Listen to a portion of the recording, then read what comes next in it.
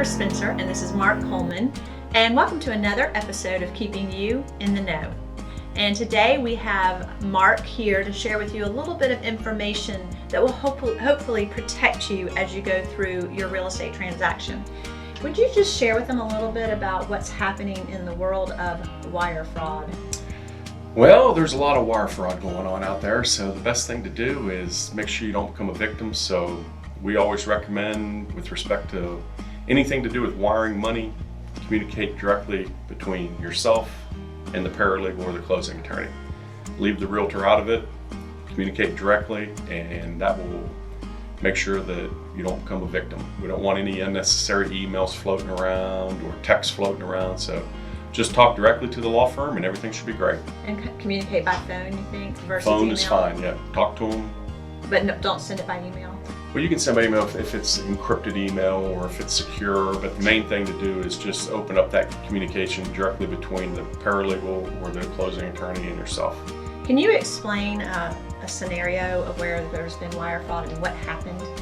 Typically, it's where email was phished, and usually it'll be like it's coming from like the paralegal or a realtor, and it'll say something to the effect that the wiring information has changed, here's the new wiring information, and it'll look like it came right from the closing attorney or right from the realtor.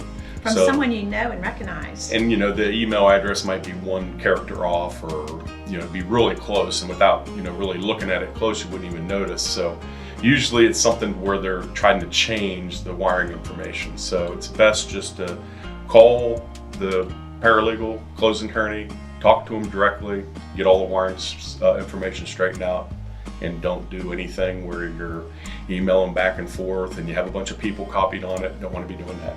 The email, like Mark is talking about, they can even have a lot of specifics. They can say, hey, I got that invoice in the mail that you were waiting for, and just they seem like they know you. It seems very personal, and it's all hackers. So like Mark said, if you have any conversations about wiring instructions before you send your money to anyone, make sure I would just pick up the phone, talk to the person you're sending it to, and make sure, just verify that the wiring instructions are correct. Because in North Carolina, there have been a number of people who have lost, $150,000, $385,000, huge dollars, and within 7 seconds, it's out of the country and split into multiple wires, and there's no recalling it at that point. So when it's gone, it's gone.